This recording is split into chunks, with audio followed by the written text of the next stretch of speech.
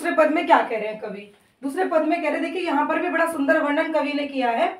बैठा शुक उस घनी डाल पर। शुक मतलब तोता, शुक मतलब तोता। कवि कह रहे हैं कि जो तोता है, एक घनी मतलब घनी डाल का मतलब है ऐसा पेड़ जिस पर मतलब ज्यादा पत्तियां हैं, हरा भरा पेड़ है। बैठा शुक उस घनी डाल पर, उस अच्छी हरी भरी जो पेड़ है हमारा, उसके डाल पर तोता बैठा हुआ है, जो खोते पर छाया देती। और वो जो छायादार वृक्ष है, जो घना वृक्ष है, उसको वो क्या कर रहा है, जो खोता है नीचे, खोता मतलब जिसमें तोता रहता है। आप देखते होंगे कि तोता जो पेड़ का जो तना होता है, मोटा तना जो होता है, उसमें जो जगह होती है उसमें जगह बनाकर वहां पर तोता रहता है। तो जो खोते पर छाया देता, तो उसके खोते पर मतलब जो उसका घर है, जो घोंसला है, उस पर क्या देता है, वो छाया देता है। उसी की डाल पर तोता बैठा हुआ है। पंख फुला नीचे खोते में, और उस खोते में, उस तोतले के घोंसले में, घर में, शुकी बैठ अंडे है सेती। शुकी मतलब मादा तोते को शुकी कहा गया है। वो क्या कर रही है, उसी खोते में बैठकर क्या कर रही है, अंडे से रही है। गाता शुक जब किरण बसंती, छूती अंग पर्ण से छनकर।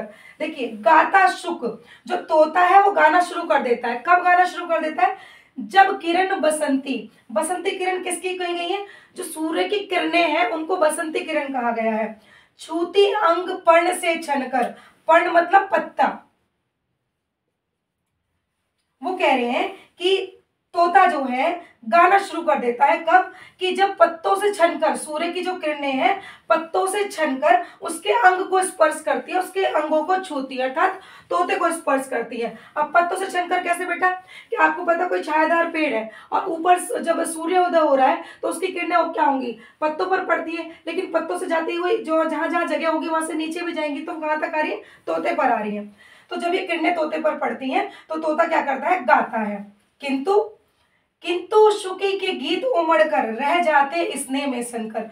देखिए, जो बसंती किरणें हैं वो किरणें पत्तों से छनकर आ तो तोते के ऊपर रही हैं, और उन किरणें जब तोते पर पड़ती तो तोता प्रसन्न है, गीत गा रहा है। लेकिन शुकी जो मादा तोता है वो क्या करती है, किंतु शुकी के गीत उमड़कर, गा तोता रहा है लेकिन शुकी के मन में भी तोते के गीत को सुनकर गीत उमड़ रहा है, रह जाते स्नेह में सनकर। लेकिन शुकी के मन में जो गीत उमड़ रहा है वो क्या है, वो बाहर नहीं आया है, मतलब शब्दों के माध्यम से, मतलब उनकी जो भी बोली होती है उस बोली के माध्यम से वो प्रस्तुत नहीं हुआ है। वो क्या, वो अंदर ही अंदर स्नेह में, मतलब तोते के गीत को सुनकर उसके प्रेम में सनकर ही अंदर रह गए हैं।